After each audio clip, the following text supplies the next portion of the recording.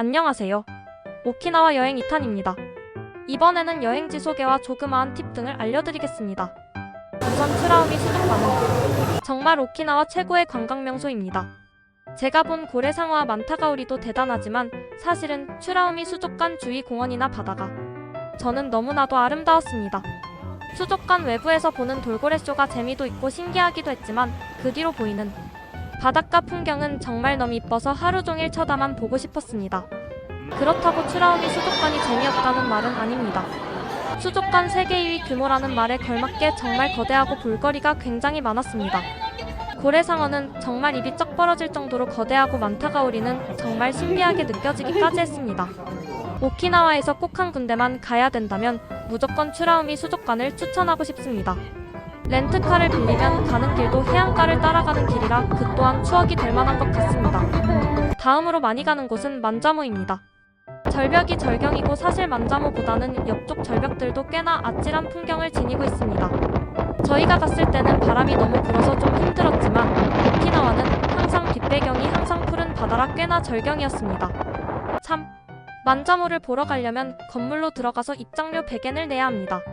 어디로 가는지 몰라서 조금 헤매기도 했습니다. 다음은 오키나와의 역사를 알 수 있는 류쿠무라입니다. 사실 입장료가 조금 아까운 곳이긴 하지만 류쿠 역사도 조금은 알 수 있고 마당과 조그만 극장에서 공연을 시간별로 하는데 공연은 상당히 특이하고 독특한 문화였습니다.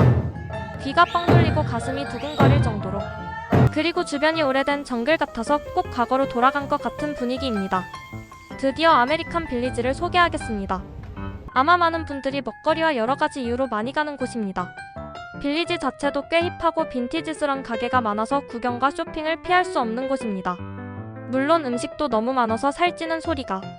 이곳이 또 좋은 점이 바닷가 근처라 바다를 보면서 음식과 음료 등을 먹을 수 있다는 겁니다. 저희처럼 운이 좋으면 바닷가에서 폭죽 행사를 볼 수도 있습니다. 무려 30분간이나 바닷가를 아름다운 폭죽으로 메우고 있었습니다. 불꽃놀이를 보며 마시는 맥주는 정말 너무 맛있었습니다. 다음날 운전 때문에 한두 캔뿐이 못 마셨지만 그 시간만큼은 굉장히 아름다웠습니다. 빌리지에서는 밖에서 고기를 구워 먹을 수 있는 곳도 꽤 있습니다. 참 요즘 일본 여행 중에 느낀 건데 자리를 안내받아서 앉으면 QR코드를 들이미는 데가 꽤 많아졌는데요. 이 코드를 네이버나 카메라에서 읽으면 가게 메뉴와 주문이 가능한 페이지가 나옵니다. 너무 당황하지 마시고 차근차근 보면 적당히 주문할 수 있습니다. 영어 페이지가 있는 곳도 있고 가끔은 한글도 있습니다. 그러니 메뉴판 달라고 할 필요도 없고 점원을 불러서 주문을 할 필요도 없으니 익숙해지기만 하면 꽤 편하기도 합니다. 처음에는 저도 조금 당황하기도 했습니다. 그리고 블루실 아이스크림 가게는 꽤 많이 있으니 드실 분은 너무 걱정 안 하셔도 됩니다. 맛도 꽤 좋았습니다. 다음은 아주 잠깐 시간이 나면 드라이브하기에 좋은 곳인 해중도로입니다. 뭐 볼 게 아주 많은 곳은 아니지만 좌우로 펼쳐지는 바다 풍경은 일품입니다. 중간에 조그만 상점과 카페 겸 식당이 있습니다. 시간이 되면 카이추야라는 카페에 들려서 차분히 커피를 마시며 바다를 보는 것도 꽤나 낭만적입니다. 그러면 이제 국제도시로 갈 텐데요. 정말 사람도 많고 가게도 많고 스테이크 집도 많았습니다. 유명한 고구마 과자도 한번 사드셔도 좋습니다. 볼거리 먹거리 많은 이 동네에서 조금 아쉬운 건 음식점들이 거의 같은 메뉴만 파는 곳이 많습니다. 그 흔한 라멘집, 우동집도 찾기가 좀 어려웠습니다. 음식점은 국제거리 포장마차 거리 쪽에 조금 더 많았거나 국제거리에서 조금씩은 걸어가야 되는데 워낙에 국제거리가 아메리칸 빌리지와는 다르게 지역이 방대합니다.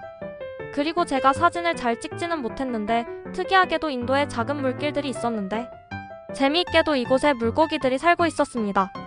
그리고 우연히 저녁에 간단히 먹을 꼬치구이 집을 찾았는데 유그이스라는 너무 작아서 잘 보이지도 않고 2층이라 더더욱 보이지도 않았지만 닭꼬치는 정말 부드럽고 맛이 좋았습니다. 들어가면 일본어 메뉴랑 영어 메뉴를 고를 수도 있습니다. 단점은 일본 꼬치구이 집이 다 그렇지만 여기도 연기가 너무 많이 나서 조금 고생스러울 수 있습니다.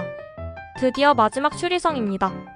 지금은 전에 불이 나서 일부가 수리가 이어지고 있지만 성 꼭대기에 올라가면 바다까지 보이는 전망도 좋고 류큐문화의 성이라 기존 일본 본토의 성과는 약간 결이 다른 느낌입니다.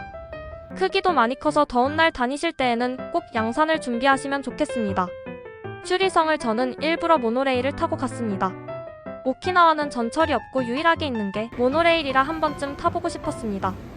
도쿄에서도 공항 가는데 타보기는 했지만 여기 모노레일은 굉장히 높이 다녀서 꼭 청룡열차 타는 기분이기도 했습니다. 만약에 타신다면 꼭 맨 앞쪽 운전석 뒤에 타시면 운전기사분이 안전의식도 볼 수 있고 더 흥미롭기도 합니다. 역에서 내리시면 꽤 많이 걸어가셔야 합니다. 경찰서 지나서 로슨 편의점을 지나서도 한참 더 가서 왼쪽으로 가셔야 됩니다. 입구 부분에서는 전시장과 레스토랑이 있는데 여기서 정식을 시키면 땅콩두부가 나오는데 아주 재미있는 맛이었습니다. 이렇게 해서 며칠간의 오키나와 여행을 마치며 마지막으로 오키나와는 사람들이 꽤 친절하고 운전도 굉장히 차분히 해서 운전하기에도 크게 부담이 없는 지역입니다. 많은 분들이 오키나와에서는 우리나라처럼 바삐 움직이지 않고 좀 더 천천히 즐기면서 안전한 여행 되시면 좋겠습니다. 감사합니다.